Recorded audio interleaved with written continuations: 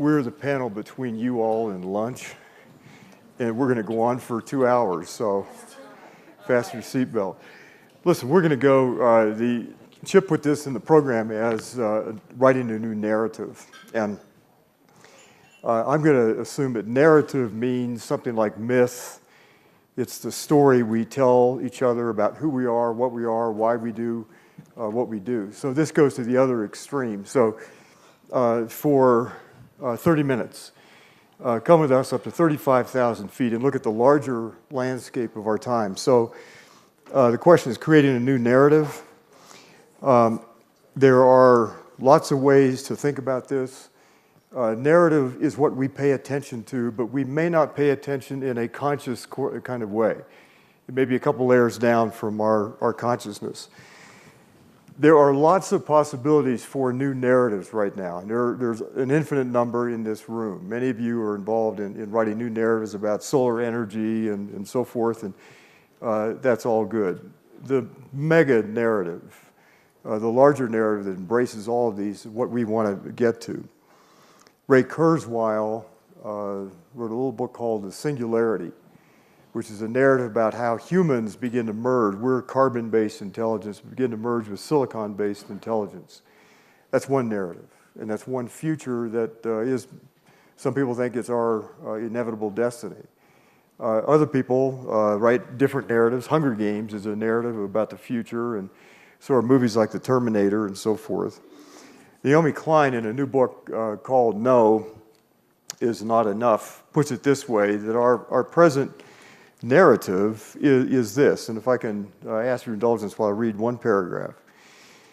Trump is not a rupture at all, but rather the culmination and logical endpoint of a great many dangerous stories our culture has been telling for a very long time. That greed is good, that the market rules, that money is what matters in life, that white men are better than the rest, that the natural world is there for us to pillage, that the vulnerable deserve their fate, and the 1% deserve their golden towers, that anything public or commonly held is sinister and not worth protecting, that we're surrounded by danger and should only look after our own, and that there is no alternative to any of that. That's the narrative. And if you ask what is our default narrative, I'd say that's pretty close to what it is. So what we're about here, all of us, I think, in the room, and certainly AREI, is writing a new narrative, a different story. And it cannot be just about technology. This is not just about solar power. That's an important part of it. But it's got to be something different. It's got to be about how we learn to cooperate, not engage in conflict. It's got to take life seriously, and that's where we begin to merge with a lot of the right-wing dialogue in this country. If life is really important, then all life is important. Kids when they're born are important, and that should make us against assault rifles and for gun control and against wars and so forth. It ought to be democratic. If we take democracy seriously, this ought to be a democracy that crosses generational lines, and think of an intergenerational democracy. Then finally, it ought to be inclusive. It ought to be everybody goes along with us. One of the great heroes of my life was Eugene Odom, who was the father of modern ecology and one of the nicest people I ever met, one of the most famous scientists of the 20th century. And somebody once at a gathering asked what was the secret to his success, and he said, I take everybody with me. What a great way to put it, everybody. So it's got to be inclusive. On a panel with me, I'm supposed to be the moderator, but my two panelists are very immoderate people. So my role is like standing in front of a buffalo stampede and saying, y'all or choreographing a buffalo stampede. So to my immediate left, Hunter Lovins.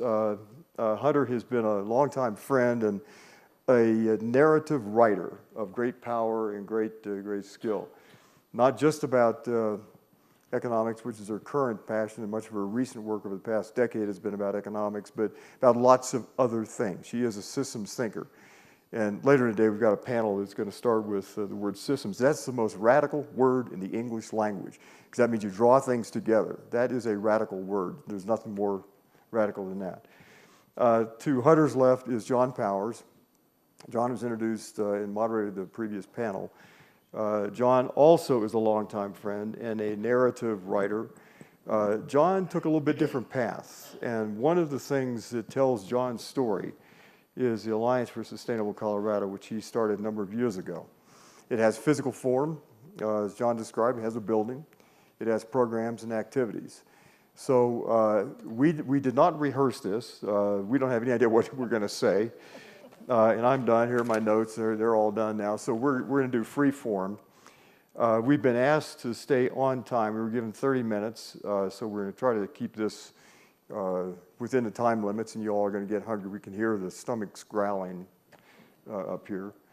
So let me go to the end and ask John to describe his role in narrative making, and there's going to be some give and take probably between the three of us. So John, lead us off. How many of you have been watching the election results in Georgia? Anybody surprised by the election results in Georgia? I am. I think we're all surprised. I think we're surprised that the charlatan in chief is selling a message that I don't understand why there is a market of any buyers for. Until you start to realize that there is a disconnect, it may be urban versus rural, it may be that the benefits that accrue to the few are not reaching the many. They are sick of the system that has ended up where we are, and they want to see a change. And they're willing to say that the unknown is better than anything that we know. And that's not good. So what do I think that we have as a potential for a new narrative? They sold it on a baseball cap, Make America Great Again. What is America's greatness? We'd like to think that the greatest democracy that has ever existed. But the strangest thing is making America great again for what? Right? Our greatness is our democracy. And that's what's under attack by the same people who are saying, make America great again. Right? So we have an opportunity as a narrative. We have to come up with a narrative. I don't know how many of you have received fundraising requests that say, the sky is falling. Look what the other side is doing. It's terrible. Send money. And my universal response is, send money for what? What are you going to do with the money? What is your story? And how we could lose an election that we did. The progressives, those people who care about people and not the 1% of money. How do we lose this? This is a lack of a narrative. So what narrative can we create? Can we create? Can we create? Can we all create? That takes people into account. It measures their concerns for people who don't feel they're part of the great American dream. But I argue that a way to heal and to bring people together is to say, let's rally around our democracy. It should be a model for what is possible. Now, David stimulated me years ago when he said that we are destroying cultures, right? We're narrowing down. It just makes me crazy to think of a Nigerian child wearing a Bart Simpson t-shirt because the economics have exported, so forgive me, but a certain sense of ridiculousness, right? This is what they would buy rather than something that was essential and important. We are a model. We have the opportunity to set a path, to set an example. And I don't think that we're doing it. So when we could create this new narrative that's going to touch people, it's through the democracy, it's through the idea that if we destroy cultures and we think that Western culture is the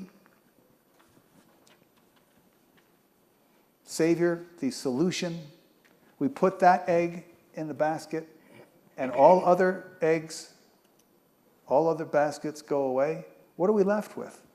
We're putting all of our bet on one horse, right? And that's what's happening now with the constraint of democracy. Do we think that more heads are better than one?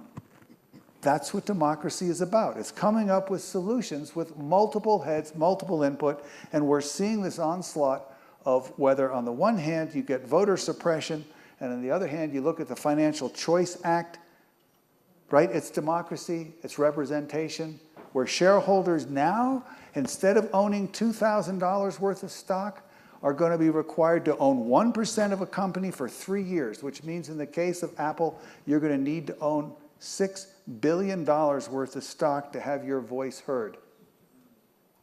Democracy in many forms is being eroded. The narrative to me is we have to embrace democracy and make it stand up, and we have to protect it and we have to preserve it. And that's what we are working on up here in the front. Behind the scenes, you'll get to hear more about it, but we are each working on that as something that is critical and essential and has to be done because everything, so much else is put at risk as a consequence. Hunter. I'm in. I am all in. I Just a told minute. Dave a minute ago. I'm going to say something about you. Hunter has been working for the last couple of years around a narrative of economics. And Hunter, I'd like you to describe Mount Pelerin very briefly and what came out of that, because the narrative that we've absorbed came out from a particular group of people operating after World War II that embodied a certain set of ideas that have taken over. We now take that as our default setting without much question. Tell us about that story. I mean, that was a story of democracy. No, it wasn't. It was a story of 36 men, extremely well funded, who gathered for 10 days at Mont Pelerin, a hotel outside Montreux, Switzerland, and they argued, and out of that they built the intellectual foundation for the narrative that Dave just read from Naomi. Now, I have not been a fan of Naomi. She was Johnny-come-lately to the climate movement, then said it was all about her. I'm tired of folks saying it's all about me. You know, why don't we have a narrative? Because we ran a candidate who said, I'm with her. What the Mont Pelerin folks said was, here is who you are as a person. I mentioned this briefly the other day. You are greedy. That's what Darwin said. Darwin didn't, but they said that's what he said. All you care about is money. You are a utility maximizer. Therefore, if you get money out of the system, you've got it. And Naomi put it pretty well. And I've come around, I heard Naomi speak the other day, and I think this book, she's on to it. I heard her speak just before the Great Climate March, and she said, I'm calling for blood in the streets, revolution. We just got that last week in Washington, D.C., and it set our movement back. But what we have got to start saying, she said, what are we for? The Mont Pelerin folks said what they were for. They built the Chicago School of Economics, which then put that message in, particularly into Latin America, but into every country around the world. They created the Economics Nobel with the Swedish Riksbank to legitimize their members, gave it to folk like Milton Friedman, who was there at Mont Pelerin, created the Mont Pelerin Society, got their members as advisors to every head of state on the planet. It was a wonkish ideology until 1971, when Lewis Powell was asked by the U.S. Chamber of Commerce to write a memo on how could business re-legitimize itself. He did. On the strength of that, 5 outfits, Olin, Coors, Scaife, Bradley, the Koch brothers, put each $5 million for each of 5 years into creating and endowing Heritage first, ALEC second, Hoover, Hudson, Heartland, Manhattan, Pacific, American Enterprise, Cato. What they did was invest in ideas. We invest in candidates. The progressive movement can get traction when they get somebody, Maggie said it, the Republicans fall in line, the Democrats fall in love. When we have a candidate we can gather around, Mr. Obama, hope, change. What do we stand for? We stand for 2 things. I'm with her and I'm against him. The fuck do we stand for? We don't have a narrative. Tom Berry, the great theologian, said, we're in trouble just now because we do not have a good story. The old story, the account of how the world came to be, how we fit into it, sustained us for a long period of time. It shaped our emotional attitudes, provided us with life purpose, energized action, consecrated suffering, integrated knowledge, guided education, and it's not working. It's breaking down. And we see the breakdown everywhere around us. The 65 million people on the move, where are they going to go? They are moving. They cannot stay where they are. Where are they going to go? The 8 men and I was told last week it's now 5 men, all men, who have as much wealth as the bottom 3.5 billion poorest. You okay with that? What do we stand for? They know exactly what they stand for. Barry said, we need a new story that will educate man, heal him, guide him. So a group of us have been working for the last 2 years. This is an international group. We've had meetings from Mexico to New York to Germany to the OECD in Paris on crafting a new narrative and building an organization to carry this forward. I can't tell you the name because we are going to give that to the marketers to help us name it. We've been calling it Leading for Well-Being. And it bases, as I said the other day, on this idea that we're all in it together, we are all interconnected, we need each other.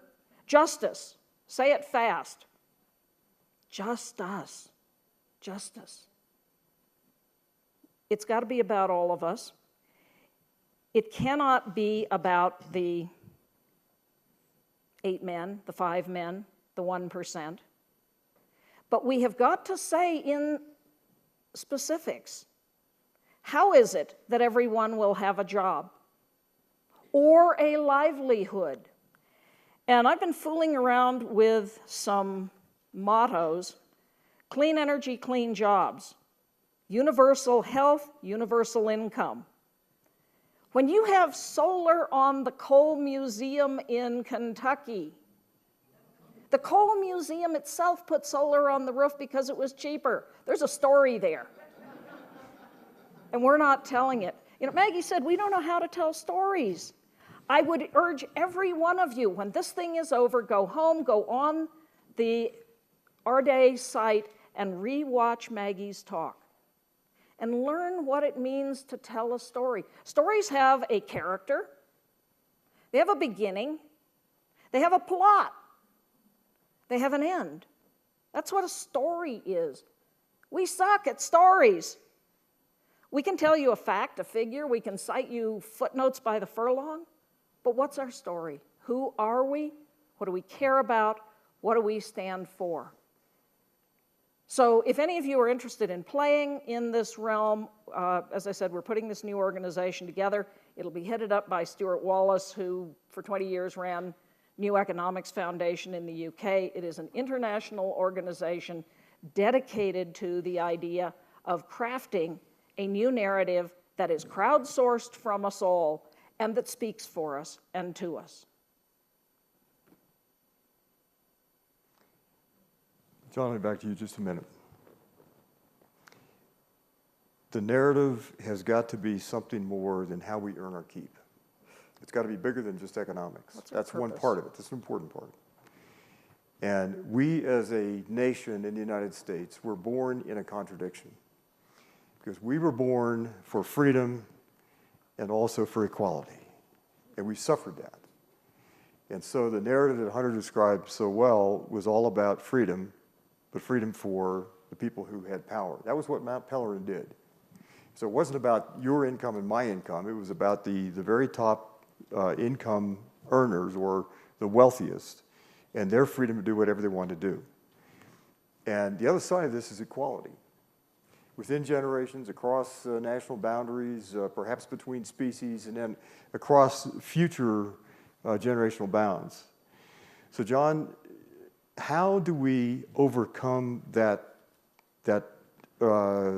chasm, freedom versus equality? How do we create a balance between the two? There's not one or the other. What's the narrative that we tell? I wish I had thought or read about this to have an answer worth listening to.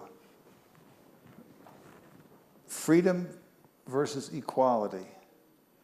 I mean, in this very construct that's adversarial, and a great disappointment to think that it's one or the other. The famous quote, which I don't recall, was it Ben Franklin, who said something about, if you are concerned about your freedom, you will have neither freedom nor, I'm blowing that terribly, but, I'm sorry?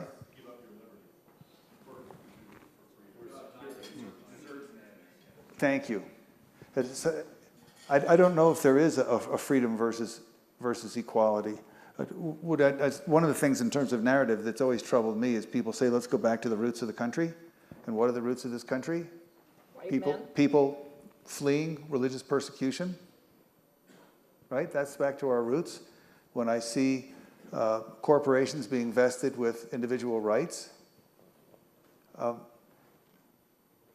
we are being purchased, we are being overrun. I repeat the golden rule, that he who has the gold rules. You know, so freedom and equality, it's being purchased and undermined, and the narrative that we need, which we hear so much about the inequality of income and wealth, and how few people in such a concentrated, have so much concentration in their wealth.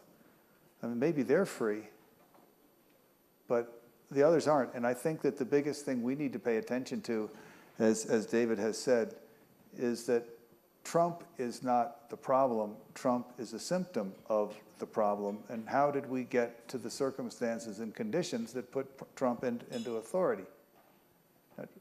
We're giving up our personal freedom. We're becoming very antagonistic on equality, looking at when you get scarcity, you have to find someone to beat on, right? So in a situation when people feel that they're scarce, they have to have someone that's in a lower position, so they'll, in a social justice sense, you'll find a target group, whether it's Muslim or otherwise, and you'll pick on them. But I know I'm doing a terrible job of answering the question of freedom. No, you're not. Really. It is a complicated question, and there's one which there's no real answer to it. It's one of these paradoxes of this. Hunter? I think one of the stories we need to relearn is what is the role of government versus what is the role of the market. Market mechanisms are extraordinarily powerful. Markets were designed, go back and read Adam Smith, Ricardo, the early market theorists. Markets allocate scarce resources efficiently in the short term. Markets were never intended and cannot take care of issues like freedom or justice or equality or grandchildren or what it is we want. That is the role of a political system, of a free people coming together and saying, as my old boss David Brower used to say, what do we want the world to be like 50 years from now? Let's do a little dreaming. Aim high, he said. Navigators have aimed at the stars for centuries. They haven't hit one yet, but because they aimed high, they found their way. What is the role of government? How many of you have ever been in elected political office? Come on, guys, step up.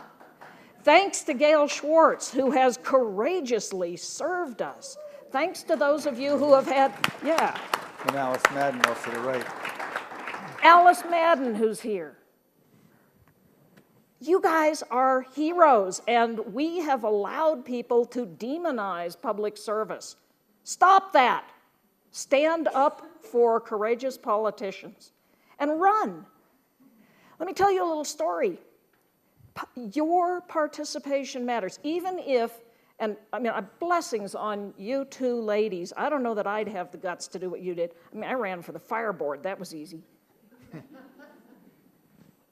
Allison Burchell sitting here, and largely a group of women in Boulder have been committed to taking Boulder municipal, getting out of the investor-owned utility and giving Boulder its own future, and have fought steadily against a city council, a city manager that initially wanted nothing whatsoever to do with this, but as they put the issue to Excel treated them so badly, they finally said, God damn it, we are going to go municipal. So they had a hearing not too long ago of, well, really, do we want to go? Because Excel at the 11th hour came in with a very stupid offer, but it sounded sweet. And they have been threatening, and they have been outspending the activists 10-1, just consistently, and threatening the city, we're going to sue you, we're going to make it miserable, your rates are going to go up.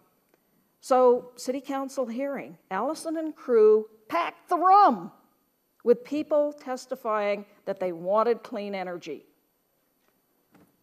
It was expected to be a close vote. It wasn't close at all. City Council voted overwhelmingly to stay the course, to have courage, to go for municipalization. And within the week, the PUC, the Public Utility Commission, had a hearing. And the head of the PUC, who spoke on this stage, 2 days ago, Jeff Ackerman, said, I watched those hearings on television. The people have spoken. We're going to allow Boulder to go ahead and municipalize. Nobody read about that in the New York Times. Massive victory for all of us. Thanks.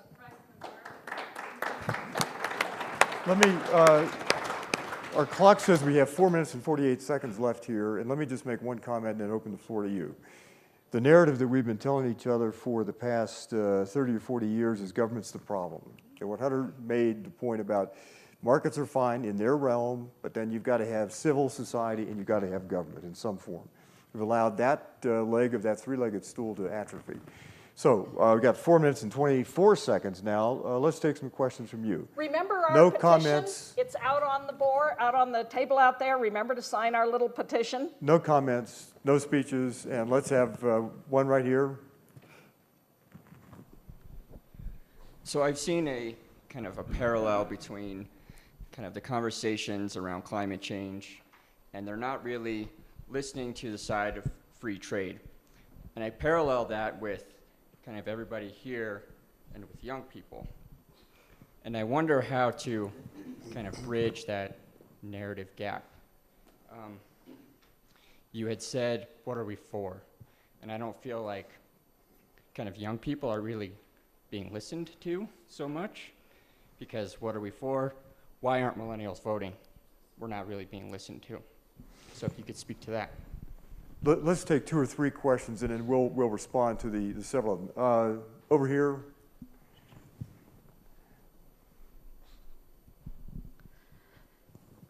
I'm interested to know what is your vision for the world and what is missing that you would like to see in place for that to be realized? Vision for the world. Millennials vision. Okay. Maggie, I've got a PowerPoint talk on that. We'll get to that about dinner time tonight. Let's take one more question and then we'll answer.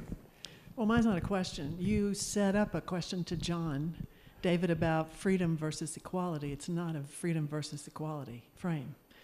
Freedom and equality are in endless dynamic tension, and it is the history of the free world through all of human time that dynamic tension is what creates great societies, whether they're called democracies or not. So there's not a versus. What's happened in this country is that in the last 40 years, the right has run a narrative where freedom is the only objective. It's way out of sync, and we are like in Austin Powers with our finger in the side of our mouth like mini-me's, but we need equality. We've lost the ability to reclaim the narrative, and we actually have to just reclaim the dynamic tension that every great society has, which is that I'm not giving up freedom, nor am I giving up the right to equality for any and every other human being on this planet. That is the essence of the imbalance and the essence of the future balance. That's a really good point, and I think that those two do operate in tension. So They maybe not in always conflict, do. but in and tension. it's a constant and dynamic tension. It doesn't stay steady. It's not steady state. Right. The dynamic, when the Declaration of Independence was created, we called out that freedom and equality, but that's not a freedom and equality that we want to live with today. Women were not voting, and black people were viewed as sub-citizens, to say the less. So there's a new 21st century version of a freedom and equality balance, and that is our work. Agreed. Well said. Let's do one more question, and then come over here, and then we'll let the panelists respond. Actually, 2 more. Let's go there and there. There are 4 or 5 hands over there. Yeah, so there's a problem with democracy, and it's moved from one person, one vote to $1, one vote. So if you all could add to the list how to take campaign finance reform in. Who is going to take care of the stupid people? Everything that I hear is educate people to work with computers and be brilliant. We have more than 50% of people who just cannot do that. We need jobs for them, we need a vision for them, And I think that's really what's going on, is that, yeah, we have abandoned the stupid people. Sorry for the name. My answer would be we are going to go to a guaranteed minimum income. We have no choice with AI coming on as rapidly as it is. John, you want to get last word in here? Let's take one more question. We're coming down to 6 seconds. Back over here.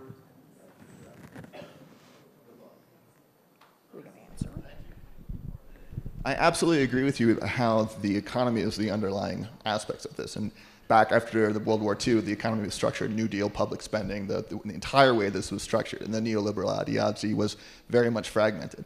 And you're right also that through academic institutions and through think tanks and through political groups, that ideology was pushed. It's also heavily financed by business interests. One of the challenges of pushing it currently is that the financing, the benefit to a healthy planet is much more distributed and it's much more in the future. How do you deal with that temporal and distribution gap so that you can push more resources and funding to those kind of organizations now? Let me say this, we're out of time, but let me just close this out by saying the kind of questions raised here are the kind of questions that should have been raised in the political arena in the last election. These are serious kinds of issues.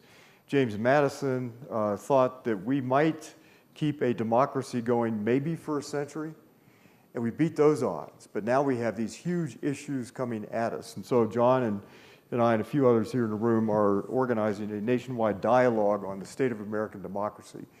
It'll open at Oberlin. There'll be a conference here in Denver, LA, and Atlanta. Then there'll be a part 2 of this work. But this is the work that all of us have to do. And for all of us in the room and the great work that all of you are involved in, this is the new narrative. And I think Hunter said it very well. This has got to be a story that sells to everybody. It's got to have real power, but it's got to be very well thought out. Ours is a country to be taken back. So thank you all. We stand adjourned.